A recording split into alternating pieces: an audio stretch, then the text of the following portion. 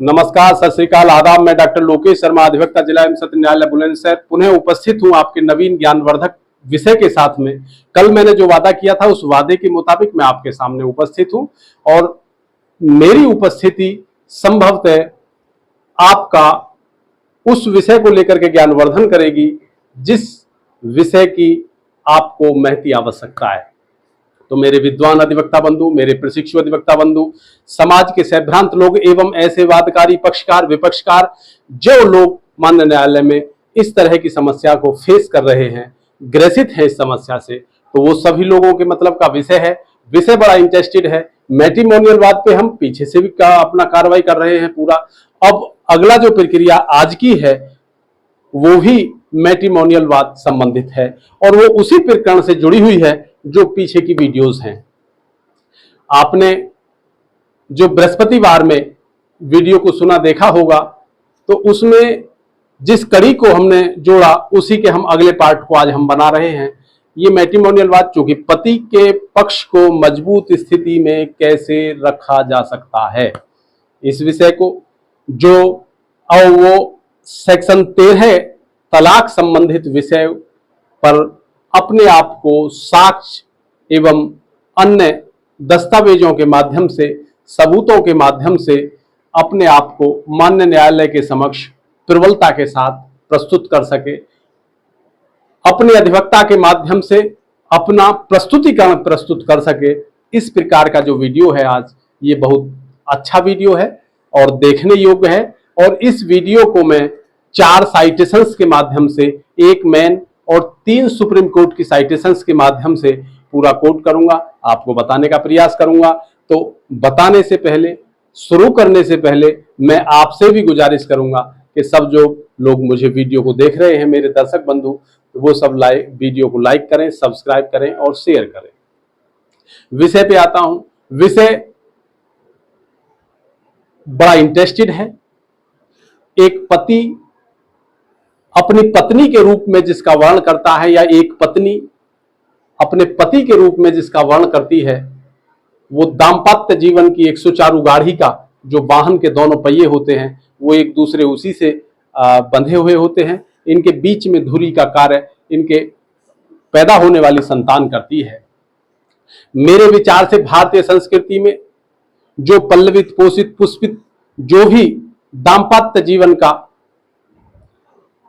सुचारू रूप से परिचालन कर रहे हैं, संचालन कर रहे हैं, वो बच्चों की स्थिति में धुरे के रूप में गाड़ी के दोनों पहियों के साथ में अपने आप का दाम्पत्य जीवन का निर्वहन कर रहे हैं।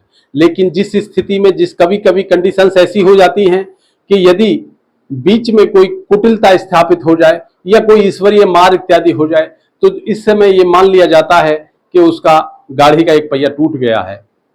इसी कंडीशंस पे कभी कभी स्थिति आपने देखी होगी कि कोई कुत्सित भाव से, कोई मानसिक विकृत चित्तता के कारण किसी प्रकार से भी समाज जो लाई नहीं करता है हमारी संस्कृति में, कभी कभी वो भी कार्य किसी पक्षकार के माध्यम से माननीय न्यायालय तक का सफर तय करने में मेरे विद्वान अधिवक्ता बंधुओं के माध्यम से माननीय न्यायालय में वाद इत्यादि योजित हो जाता है।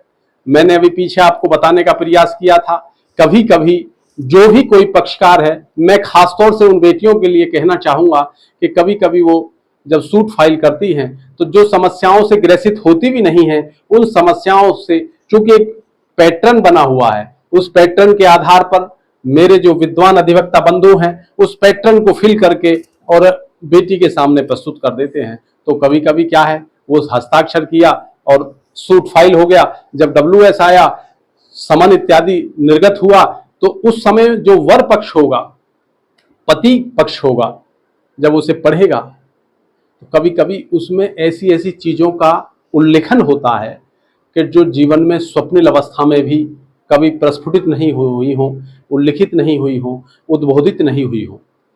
तो मेरा जहां तक मानना है, यदि कोई ऐसा केसेस इत्यादि फाइल करना हो तो इस कंडीशन में की जाए कि आपस में नजर मिला करके भी समझौते की टेबल पर बैठ करके वार्तालाप संभव हो सके। कभी कभी क्या है, अधिवक्ता बंधु ने सीधा सूट फाइल किया सेक्शन 13 का या सेक्शन 125 का या 12 DV एक्ट का। तो उस कंडीशन में क्या है कि बलात्कार लगा दिया, देवर पे, जेठ पे, बवाल पे, ये वो सब, ये कंडीशंस ऐसी होती हैं जो समाज विद्रोही और विकृत मानसिक चित्तता का प्राणी ही इन चीजों को कर पाता है। बेटी को नहीं मालूम, उसको केवल इतना बता दिया लड़के को फंसाना है, देवर को फंसाना है, जेठ को फंसाना है, तेरा जल्दी समझौता हो जाएगा, ये हो जाएगा। तो ये कुत्सित मानसिक भाव को ज्यादा पल्लवित और पोषित मेरे विद्वान अधिवक्ता बंधुओं को भी नहीं करना चाहिए। और मेरे जो जुडिशियल ऑफिसर्स हैं, इस विषय को भी गंभीरता से उनको देखना चाहिए, अध्ययन करना चाहिए। और उससे व्यक्तिगत रूप से, चूंकि अधिवक्ता का काम जहां परिवार न्यायालय का विषय होता है, वहां परिवार न्यायालय के विषय में वो अधिवक्ता शब्द प्रयोग नहीं होता, उसे केवल न्याय मित्र के रूप में प्रयोग किया जाता है। अधिवक्ता, मेरे जो भी विद्वान अधिवक्ता बंधु हैं, तो किसी प्रकार ऐसा भाव ना उकेरे किसी भी प्लेंट में कि बेटी का केवल हस्ताक्षर हुआ लेकिन बेटी का कोई सरोकार उन बिंदुओं से नहीं है। अक्सर मैंने भी कई ऐसे मुकदमे देखे जिसमें जब जिरह का मुकाबला, और जब जिरह में मैंने उस घटनाओं पर दृष्टिपात कराना चाहा संबंधित बेटी का, तो उसने उस भाव को उस हिसाब से जागृत ही नहीं किया, उल्लिखित नहीं कराया, और जिरह में कोई क्वेश्चनों का सामना नहीं कर पाई। और बड़ा मुझे भी अंदर से ये फील हुआ कि जिस भी विद्वान अधिवक्ता बंधु ने इस तरह का कुकृत्य किया है, ये थोड़ा सा प्रश्न चिन्ह लगाता है। तो इससे भी बचना है। विषय जो मूल है, चूंकि पति पक्ष के विषय में है, बेटी तो किसी भी एंगल से, किसी भी रूप से अपने आप को प्रोजेक्ट कर रही है माननीय न्यायालय में, अपने आप को दर्शा रही है किसी भी शोषण से, किसी भी पीड़ा से। लेकिन पति किस रूप से अपने आप को प्रस्तुत करे, उसी विषय पे पीछे से जो वीडियो हमारी चलती चली आ रही है, पीछे बृहस्पतिवार को भी आपको मैंने बड़ा इंटरेस्टिंग विषय बताया था, तो आज भी विषय वही है। विषय आज का क्या है? विषय यह है कि यदि पत्नी पति के रूप में यदि पति को वर्ण करके आई है, तो संतानोत्पत्ति के लिए जो बीच की धुरी है, दाम्पत्य जीवन का निर्वहन बड़ी एक दूरी तक तय करने के लिए, उसे पूर्ण करने के लिए संतान की परम आवश्यकता होती है। उस संतान की आवश्यकता के लिए पति और पत्नी के रूप में शारीरिक रूप से मिलन बहुत आवश्यक होता है। अधिकांश स्थिति में आज वर्तमान में देखा जा रहा है लेस्बियन स्थिति ऐसी आ रही है। कुछ केसेस अभी मेरे पास आए, उसमें जो सामने वाले ने आरोप लगाया, उसने कहा साहब ये लड़की लेस्बियन है। लेस्बियन का क्या मतलब है? लड़की का लड़की से ही किसी से अफेयर हो, समलैंगिकता की स्थिति में उसको लेस्बियन कहते हैं। तो उस कंडीशन में क्या है कि वो शारीरिक संबंध बनाना उचित नहीं समझती, नहीं बनाना चाहती पति से। यदि पत्नी कोई भी ये कहती है कि मैं शारीरिक संबंध नहीं बनाऊंगी, या मेरी इच्छा नहीं है, या मैं तुम्हारे साथ नहीं बनाना चाहती हूं, तो ये पति के प्रति उस पत्नी का उस पूरी पारिवारिक पृष्ठभूमि पर, उसकी पूरी दिनचर्या पर, जीवनचर्या पर, जो भी जीवन है उसका, उस पर एक प्रतिकूल प्रभाव डालती है। और ये प्रतिकूल प्रभाव ही क्रूरता का एक बड़ी चरमता है। जब क्रूरता है तो क्रूरता ही सेक्शन 13 फर्स्ट का पर्याप्त आधार है। मैं इसके एक उदाहरण देकर के कोट करना चाहूंगा। एक ऐसा मामला, मध्य प्रदेश का एक जनपद है सतना। उस सतना में एक रिट फाइल होती है पति की ओर से। कौन फाइल करता है? पति फाइल करता है। मैं यहां पार्टियों का नाम थोड़ी मर्यादित स्थिति में नहीं लेना चाहूंगा, अमर्यादित हो जाएगी। तो पार्टी का नाम XX बनाम XX, जो मैं आपको केस नंबर इत्यादि, जो आपको साइटेशंस नंबर दूंगा, उससे आप पूरा निकाल करके उसे पढ़ सकते हैं। पति द्वारा तलाक लाया जाता है डिस्ट्रिक्ट कोर्ट में, प्रधान न्यायाधीश परिवार न्यायालय सतना के यहां पर। उसका नंबर भी मैं आपको बताई दे रहा हूं। विवाह विच्छेद अधिनियम के तहत वाद संख्या 45/2018 मीन्स 45/सन 2018 आता है। अंतर्गत धारा 13 फर्स्ट के आता है हिंदू विवाह अधिनियम। उसमें निर्णय होता है 17/8/2021 को। सबको परीक्षित कराने के बाद में गुण दोष के आधार पर जिस समय यह निर्णय हुआ, तो निर्णय उस समय पारित हुआ, वो निर्णय साफ और सुस्पष्ट ये था, क्योंकि पति ने जो आरोप अधिरोपित किया था अपनी पत्नी पर, उसने कहा था कि पत्नी ने मेरे साथ शारीरिक संबंध बनाने से मना कर दिया। ये क्रूरता की चरमता है। मेरा तो जीवन ही बेकार है, तो शादी से ही क्या फायदा था, शादी क्यों की फिर मैंने, तो मुझे खुद ही गिलानी होती है। तो ये पत्नी की मेरे प्रति क्रूरता है, और उस क्रूरता के आधार पर मैं सेक्शन 13 लेके आना चाहता हूं, और मैं लेके आया हूं।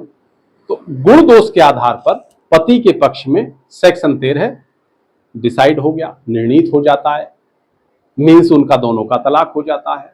उस तलाक के अगेंस्ट, उस ऑर्डर के विरुद्ध में उनकी पत्नी मध्य प्रदेश हाईकोर्ट जाती है। मध्य प्रदेश हाईकोर्ट में 2 जजों की खंडपीठ ने फाइनल फर्स्ट अपील संख्या 618/2021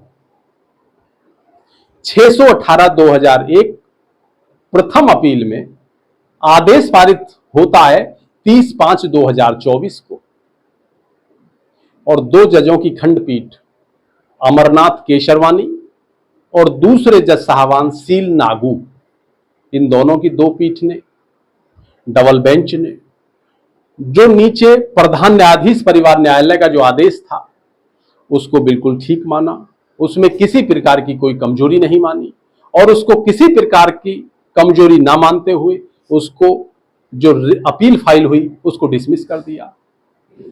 मीन्स पत्नी की अपील को स्वीकार नहीं किया गया। उन्होंने कहा जो प्रधान न्यायाधीश परिवार न्यायालय सतना ने जो आदेश पारित किया है वो विधि सम्मत है। इसके सापेक्ष इसको कोट करने के लिए, पुष्ट करने के लिए माननीय सर्वोच्च न्यायालय द्वारा प्रतिपादित 3 रूलिंग्स का हवाला इसी साइटेशन में माननीय उच्च न्यायालय मध्य प्रदेश द्वारा उल्लिखित किया गया। कौन कौन से थे?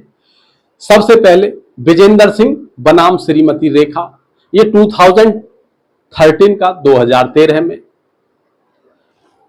JLJ 280 इसका नंबर रहा।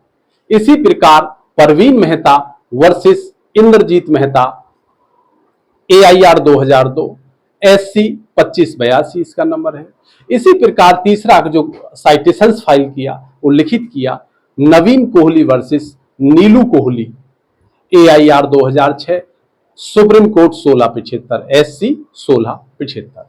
इस प्रकार ये 3 साइटेशंस का हवाला देते हुए उस जो अभी मैंने आपको प्रथम अपील, फर्स्ट अपील 618/2021 बताया, जिसमें सतना के प्रधान न्यायाधीश प्रिंसिपल जज फैमिली कोर्ट के आदेश को निर्णीत किया पति के पक्ष में, पत्नी के अगेंस्ट उसको पुष्ट किया इन तीनों रूलिंग्स के माध्यम से। मैंने आपको बताने का पूरा प्रयास किया, सरल भाषा से बताने का पूरा प्रयास किया है। संभवतः आपको सब जो भी मेरे दर्शक दिग्राम में हैं, दर्शक लोग हैं, सब लोगों को अच्छे से समझ में आया होगा। इसी स्थिति के साथ, इन्हीं कल्पनाओं के साथ मैं आपको संदेश देना चाहता हूँ। मौसम थोड़ा अच्छा शुरू हुआ है, लेकिन ये जो बारिश हो रही है ये केमिकली बारिश है। रासायनिक जो भी क्रियाएं वायुमंडल में हो रही हैं, जो विक्षोभ की स्थिति है, उससे जब स्पर्श होकर के बूंदें नीचे आएंगी, बॉडी में लगने के बाद में ये कुछ ना कुछ नुकसान पहुंचा सकती हैं। तो मैं अपने विद्वान अधिवक्ता बंधुओं से, समाज के उन भ्रांत लोगों से, पक्ष विपक्षकारों से केवल निवेदन इतना करूंगा, यदि कोई ऐसी आवश्यकता पड़ती है कि उस बारिश में भीग करके ही अंदर कोर्ट में हमें जाना हो, तो मैं हम लोगों को कोशिश ये करना चाहिए, आप लोग भी कोशिश यही करो, छाता का सहारा लीजिए, बूंदों को अभी कम बॉडी पे लगने दीजिए, केमिकल से सब रासायनिक क्रियाएं सब धुल जाएंगी, समाप्त हो जाएगा, तब आनंद आएगा। और तभी आनंद बरसात का भी लीजिए। मौसम थोड़ा साफ हुआ है, अच्छा हुआ है। इन्हीं मौसम के क्रियाकलापों के साथ मैं पुनः कल फिर आपसे हमारी मुलाकात होगी एक नवीन विषय के साथ, और उस नवीन विषय के साथ भी बड़े इंटरेस्टेड विषय के साथ हम कल फिर मुलाकात करेंगे। कल तक के लिए मैं लेता हूं आपसे विदाई। नमस्कार।